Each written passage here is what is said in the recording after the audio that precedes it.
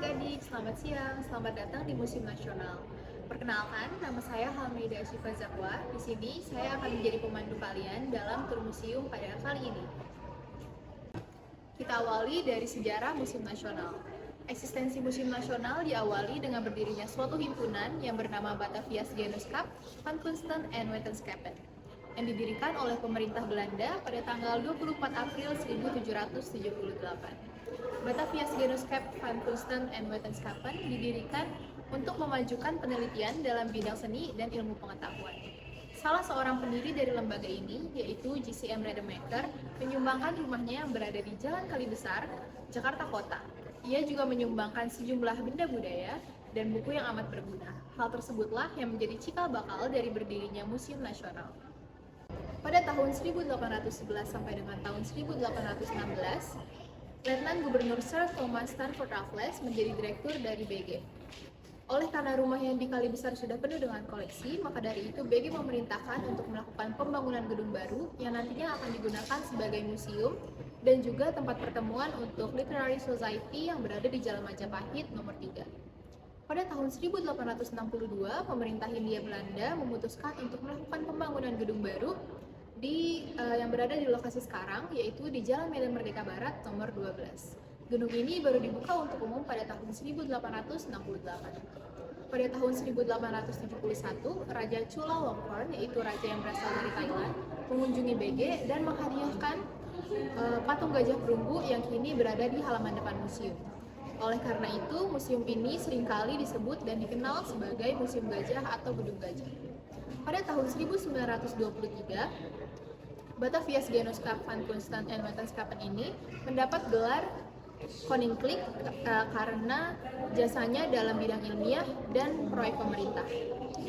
Sehingga nama lengkapnya menjadi Koninklijk Batavia's Genootschap van Kunsten en Wetenschappen. Pada tahun 1950, 5 tahun tepatnya setelah Indonesia merdeka, Koninklijk Batavia's Genootschap van Kunsten en Wetenschappen ini berubah namanya menjadi Lembaga Kebudayaan Indonesia atau LKI. Pada tahun 1962, Lembaga Kebudayaan Indonesia atau LKI ini menyerahkan pengelolaan museumnya kepada pemerintah Indonesia, yang kemudian menjadi Museum Pusat. Pada tahun 1979, status Museum Pusat ditingkatkan menjadi Museum Nasional berdasarkan Surat Keputusan Menteri Nomor 092/1979. Pada tahun 2007, Gedung Arca atau Gedung B berhasil diresmikan oleh Presiden saat itu, yaitu Presiden Susilo Bambang Yudhoyono. Sekarang Museum Nasional terdiri dari 2 bagian, yaitu Gedung A dan Gedung B. Gedung A ditetapkan sebagai Gedung Cagar Budaya karena usianya sudah lebih dari 50 tahun.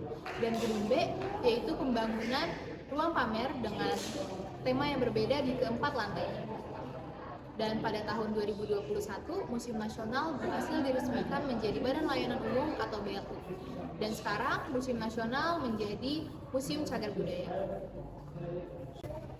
Museum Nasional memiliki 7 koleksi, yaitu koleksi prasejarah, sejarah, geografi, etnografi, arkeologi, keramik, numismatik, dan heraldik. Pada kesempatan kali ini, saya akan menjelaskan salah satu jenis dari 7 koleksi tersebut, yaitu koleksi etnografi. Koleksi etnografi adalah koleksi yang menunjukkan kebudayaan dari Hindu, Islam, dan masa kolonial pada saat itu yang menyesuaikan kebudayaan setempat. Oke, sekarang kita ada di Galeri Alat Musik. Ini adalah salah satu contoh koleksi etnografi, yaitu alat musik yang bernama gendang. Gendang ini terbuat dari kayu dan kulit hewan, ditemukan di Nusa Tenggara Timur pada abad ke-19 Masehi.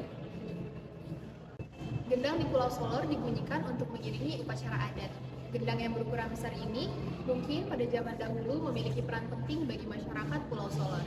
Gendang ini dibunyikan untuk mengiringi upacara adat seperti upacara penyembahan roh leluhur, genderang perang, dan sebagainya. Sekian informasi yang dapat saya berikan. Jika ada yang ingin ditanyakan, silakan. Kurang lebihnya mohon maaf. Wassalamualaikum warahmatullahi wabarakatuh.